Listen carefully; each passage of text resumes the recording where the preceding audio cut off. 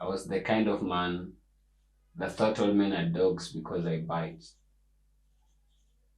I'm the kind of man that raised a thirst that no woman could quench.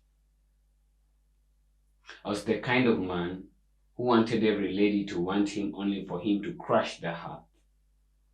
And I grew ignorant of hurting them because it pleased me, pleasured me, to find value and worth in their crush on me. Those girls Christ must have reached heaven because I swear some lashed out on me. They tore my heart to pieces as I busily cried about how much they hurt me. I gave them my heart when my heart was not for them, but one of the ladies in this universe, but just not them.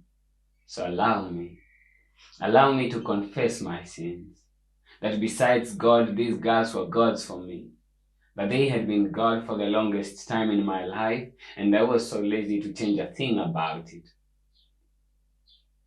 Except one time, back in high school, when the Lord set me free from them and porn. But after high school, I fell into a relapse, the story replaying itself in my life. The devil taking me in cycles of this one sin, lust. My craving for ladies being out of control, what do you expect? You expect me to think, tell myself that all will be okay, tell myself that I'm only human and these were the repercussions, only minor male signals. So my enemies, these queens to paradise of my lustful heart, were scattered all over the globe. And I wanted them all to believe that I care because parts of me did. My deceitful nature preceded me everywhere I went and I crushed hearts. I haven't been a victim of accidents, just that with my nature, such circumstances were unavoidable, unpredictable, inconceivable. I was blind to my plight. And betrayal was my only cup of coffee, as this lady slapped my face mercilessly, tearing my mask apart, so that the next lady I would lie to saw my truth.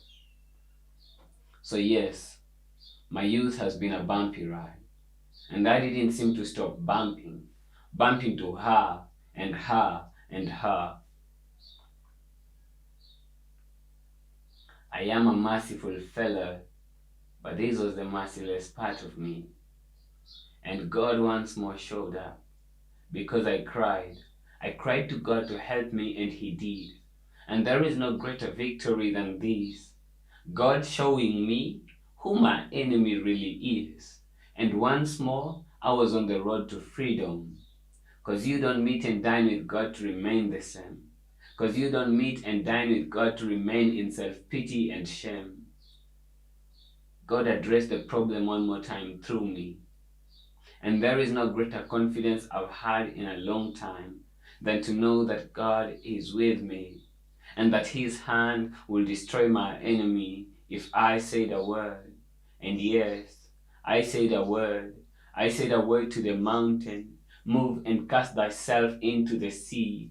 I say the word to the enemy, get thee behind me, Satan. And like my Savior, I devoured my enemy with my testimony, began to confess differently about who I am, who I was, I no longer want to be. Who I was, what but fragments of me I no longer want to see. But if they should ever come to memory, they come as testimonies that Jesus saves, that Jesus sets the captives free, that Jesus opens the eyes of those born blind and blinded by the God of this world. You can never really realize that these ebonies and blondies are your jail cells, and you are busy doing time for what God has already forgiven. Because my story and yours aren't really different. Both of us are just men in sins of the suit of Adam, and Jesus is willing to dress us up for heaven. Evangelical poet.